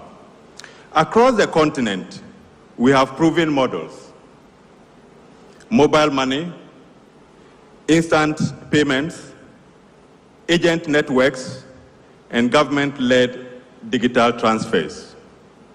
The task before us is therefore not invention, but scale, and enabling seamless, but scale, connecting national systems, harmonizing standards, and enabling seamless movement of value across our borders. Second, and this has also been echoed variously by our earlier speakers, that fragmentation remains our biggest constraint. Disconnected payment systems and even regulatory frameworks and limited interoperability continue to hold all of us back. Without deliberate coordination, these gaps will persist, and the promise of a single digital market will remain out of reach. Third, that leadership will determine the outcome. And here, you see, markets alone will not deliver this transformation that we all yearn for. Governments, central banks, and relevant regulatory authorities must take active role in shaping the architecture and direction of the ecosystem, ensuring that innovation advances stability, trust, and inclusion. The fourth one, and this is one that has been mentioned as the fourth I in today's session, and it has to do with implementation. So fourth, that implementation, the fourth I, is as important. Here, let me underscore a point that Her Excellency the Vice President made here, that Ghana is open to partnerships across the continent and we are ready for business.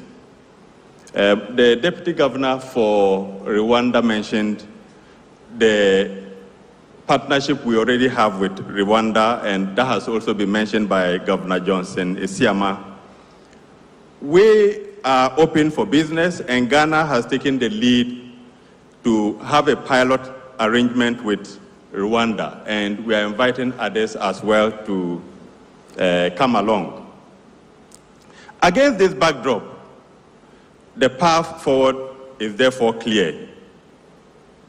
We must scale what works, by committing to concrete timelines and cross-border partnerships that move beyond pilots to full implementation.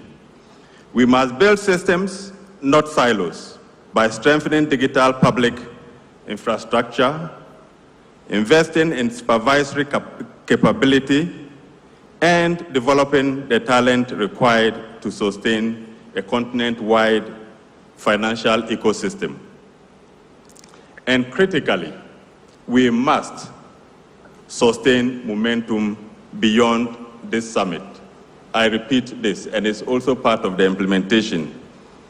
Critically, that we must sustain momentum beyond this summit.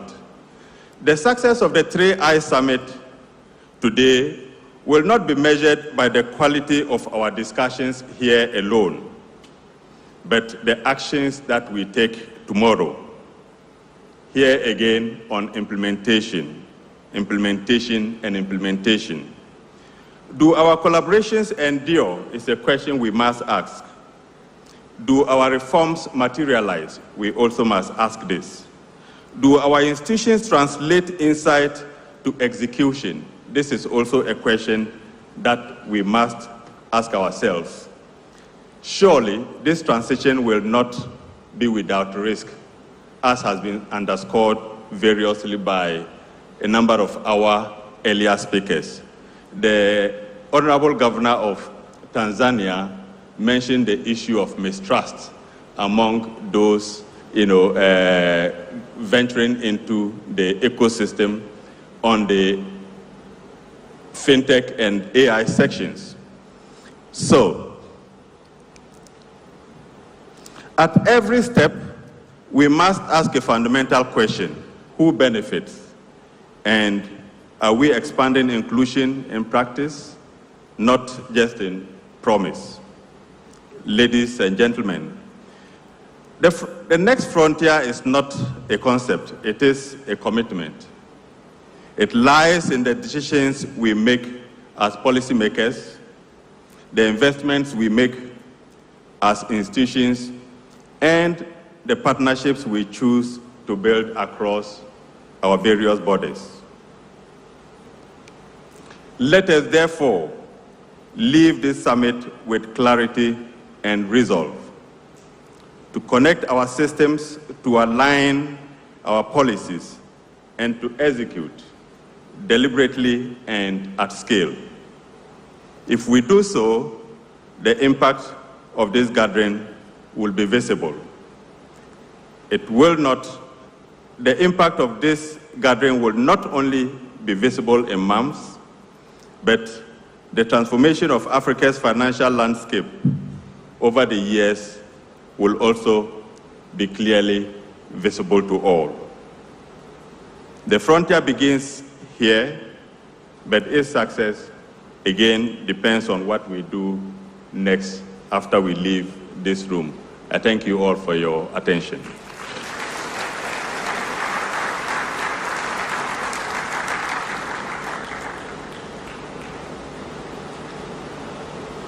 Indeed, the frontier begins here, but its success is determined from what we do when we leave this room. Please put your hands together one more time for the First Deputy Governor of the Bank of Ghana. Talking about who benefits from all that we do, I'm reminded of our great friend Ravi Menon, the immediate past Managing Director of the Monetary Authority of Singapore, who had this to say, that everything we do in fintech must have a larger purpose. Everything we do must ensure that we cover costs, we seize opportunities, but understand that fintech is more importantly about solving real-world problems, improving lives, promoting a more inclusive society, and securing a sustainable planet for all. Armed with this, I'm pleased to announce to you the modalities for our next engagement, the breakout sessions. Coming up shortly, ladies and gentlemen, we shall have a coffee break which will last for 30 minutes, culminating in lunch. All our VIPs bearing the red tag, you will be escorted to the VVIP station. All others will be led to the exhibition area. From there, you'll be shown your respective breakout sessions. We have lunch, but the good thing is, it's discounted lunch. You have to pay something small. No, it's nothing much. It's nothing much. But please, the coffee break is free, lunch is optional. For our breakout sessions, all those desirous of joining the following groups, please, these are your areas. Borderless payments conversation will happen right here in this hall, starting at 1:30. We have 2 roundtables on digital public infrastructure, starting at 1:30, and on regulating stable coins at 3 p.m. That will happen in the conference room 1. The ushers are on hand to assist you. And then we shall have another on digital credit track, which is happening in Hall 2. And that's located in the celebration area. Inclusive instant payments track will also be taking place in Hall 3, located in the building opposite the exhibition hall. Ladies and gentlemen, it's been time well spent here at the opening ceremony. I hope that it gives us enough fodder to contemplate and arrive at tangible, actionable outcomes on our deliberations forward. I wish you fruitful deliberations, but more importantly, bon appetit. I'll see you all shortly.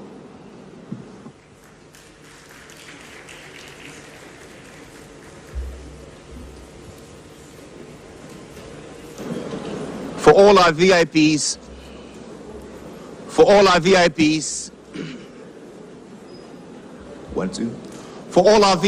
our Director of Fintech would escort you to the VIP lounge.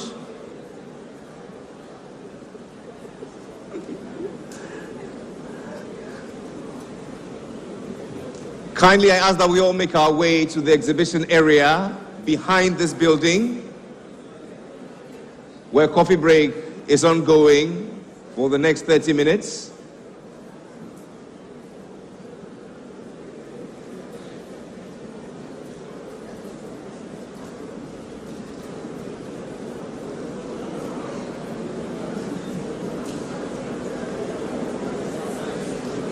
Borderless payments, yours is this hall. You return at exactly 1:30.